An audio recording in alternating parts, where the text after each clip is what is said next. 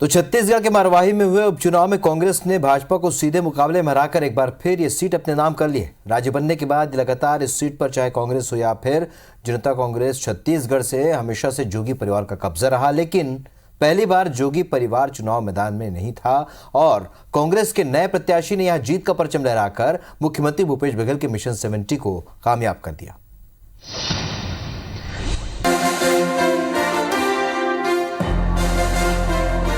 रंग, गुलाल, ढोल नगाड़े और मिठाइयों के साथ जश्न की ये सारी तस्वीरें उस मरवाही से हैं, जहां बड़े अंतर से जीत दर्ज कर कांग्रेस ने एक बार फिर से इतिहास रच दिया है।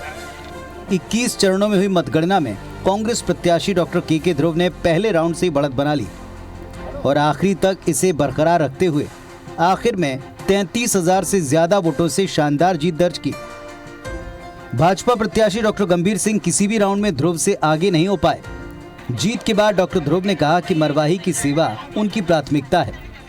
आदरणीय भूपेश बघेल जी जो गरुलापंडा मरवाही के आम जनता को जो जिला बनाकर सौगात दिए हैं और उनकी जो कार्यशैली है आम जनता तक जो सुविधाजनक कार्य हुआ है, इस पे जनता उनके कार्यशैली को देखकर शासन पक्ष में कांग्रेस पर मुहर लगाए।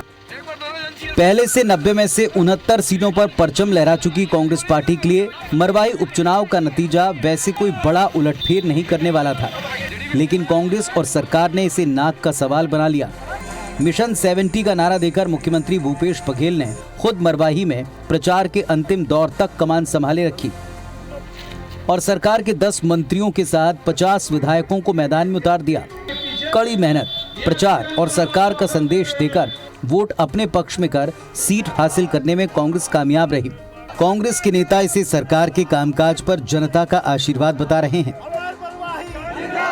तो ये बोलते थे कि मरवाही हमारा गढ़ है, मैं शुरू से कह रहा हूं कांग्रेस का गढ़ है और ये जो इन लोगों के जो संबंध है रमन सिंह और अमित जोगी के जो गठबंधन है तो बुरी तरह से वहाँ के लोगों ने नकार दिया। 2 साल की सरकार बने नहीं हुआ है।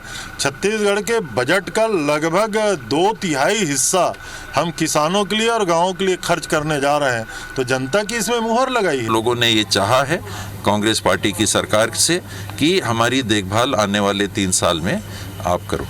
भारतीय जनता पार्टी झूठ का छत्तीसगढ़ का जनता समझ चुकी है। एक काले झूठ के आधार पर राजनीति करते हैं, हम लोग विकास के आधार पर राजनीति करते हैं।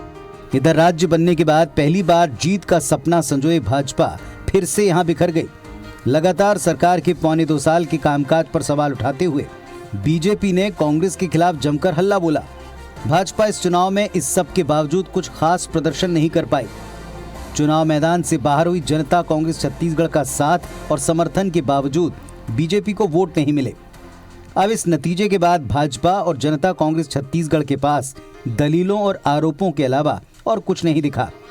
चुनाव में जो मुझे देखने को मिला, ऐसी स्थिति की 50-50 विधायक 10-10 मंत्री मुख्यमंत्री डेरा डाल के बैठे हैं। ये लगता है ये दबाव की राजनीति इस छोटे उपचुनाव में उसका प्रभाव होता है। हम लोगों ने जो विकास का काम किए छत्तीसगढ़ में, जब 15 साल भारतीय जनता पार्टी की सरकार डॉक्टर रमन सिंह के नेतृत्व में थी, इन विकास पर हम लोग को भरोसा था और ये हम लोग का मुद्दा था।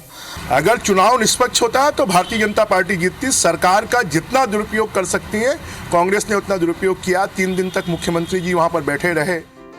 कुल मिलाकर भाजपा के 15 साल के कामकाज और कांग्रेस के 2.25 साल के कामकाज को लेकर ये चुनाव हुआ, जिसमें कांग्रेस ये भरोसा दिलाने में कामयाब रही कि उसने मरवाही को जिला बनाकर 2 दशक पुरानी मांग पूरी की।